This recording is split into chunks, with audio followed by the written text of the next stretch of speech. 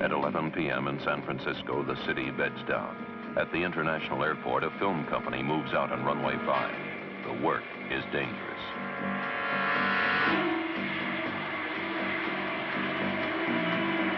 3 weeks later, north of the city, a man wrestles his machine through a bend. He started in films as an actor.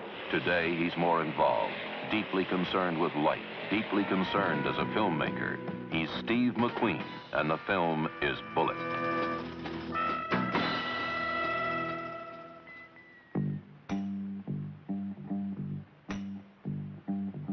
In the beginning, we felt that we should start off working in close harmony at a racetrack so that Bill Hickman and myself would be used to working close to each other at high speed. So we went out to Cotati Raceway up above San Francisco and worked at high speeds at well over the ton mark.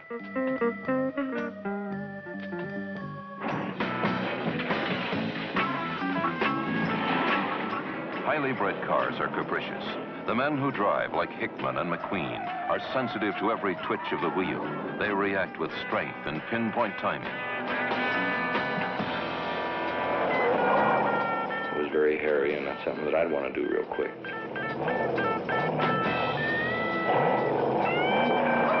Steve McQueen works by instinct, reflex, unconsciously concealed know-how.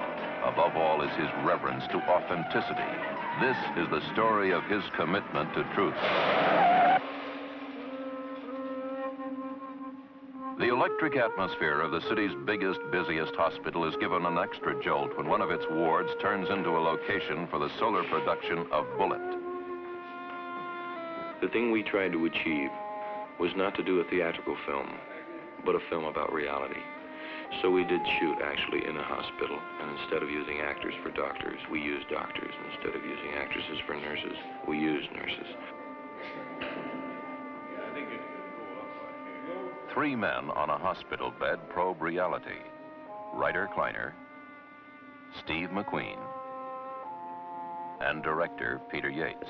Steve digs into characters in such a way as to bring up an original way of portraying an emotion. I mean, he really works like mad to find a way which is right for him and which he can believe in. Peter Yates also finds Robert Vaughn as another of the new breed of actor who digs into a character to bring out an emotion. The operation that takes place in the film was done with an actor, of course, but done with real doctors. The feelings, the sensitivities that were in that hospital. This is the kind of a reality that's important in motion pictures. If you try to act it, it doesn't quite come across as if you're really doing it.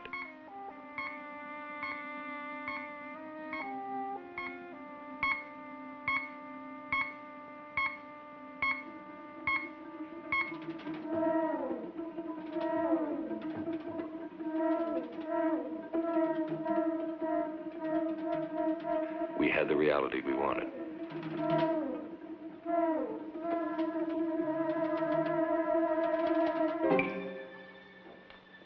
Doctor, I need your help.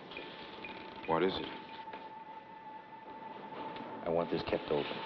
If Chalmers finds out that Ross died, he's going to fold this up. And I want the man who killed him. I understand. I'll take the responsibility. All right.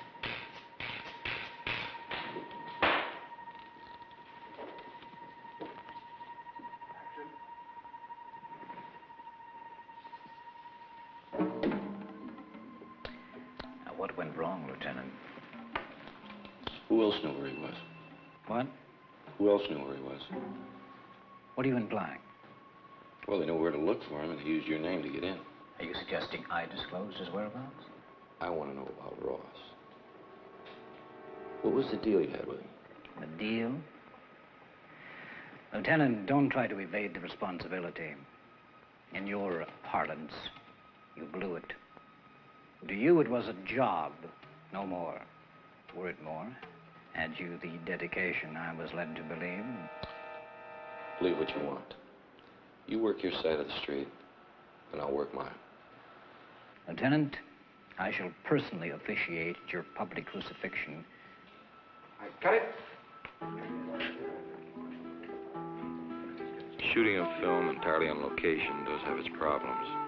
One of our locations was the architect's office where Jacqueline Bisset, who plays my girlfriend in the film, worked.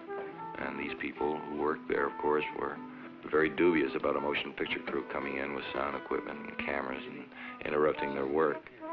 They were very courteous, and they showed our actors how to work the slide rulers, how draftsmen would be, how they would act.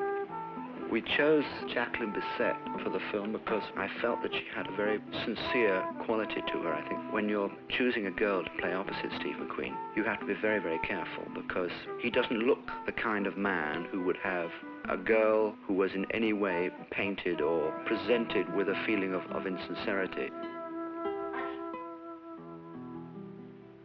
What's the velocity per second of a 5-inch pipe?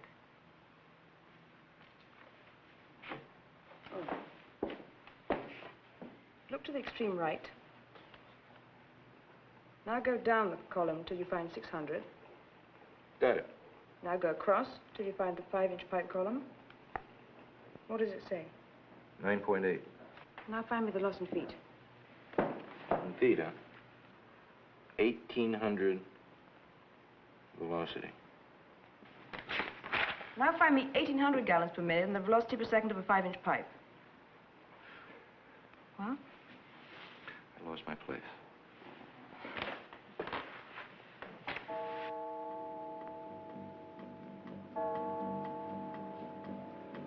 There are big problems, of course, in doing a chase as dangerous as this on the streets, is that nothing comes off, like wheels, axles, shock absorbers, because the things that we did in the streets with automobiles, I don't think will be done for a long, long time. We had Bill Hickman, who was probably one of the finest stunt drivers in the world today, and myself was probably the worst. Then we had both of our minds psyched in together. So then all we had to do was get the stuntmen, which we had 8, we thought were the best, and put them in cars to act as pedestrians, so that when we were going by them at well over 100 miles an hour, we knew what they were going to do, and they knew what we were going to do. And of course, a car coming at that speed, if you lose it and spin it, the men are in great jeopardy. Then, of course, we planned out our route. We were involved in approximately 22 to 30 square blocks. So we had close to 50 people stationed with walkie-talkies in different parts of the city that we were shooting in that would be able to give us clearances when to start and know that everything would be taken care of as far as people accidentally walking into the scene.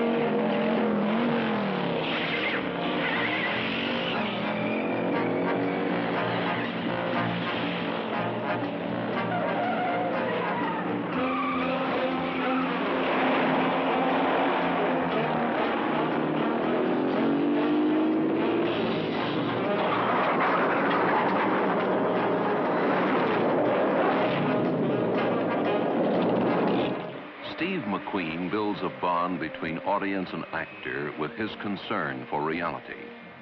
He is using San Francisco for its one-of-a-kind atmosphere, the stark drama it lends to the film.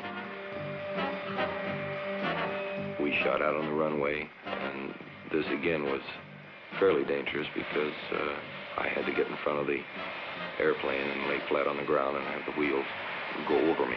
And of course, it had shock waves that lifted me off the cement and slapped me down.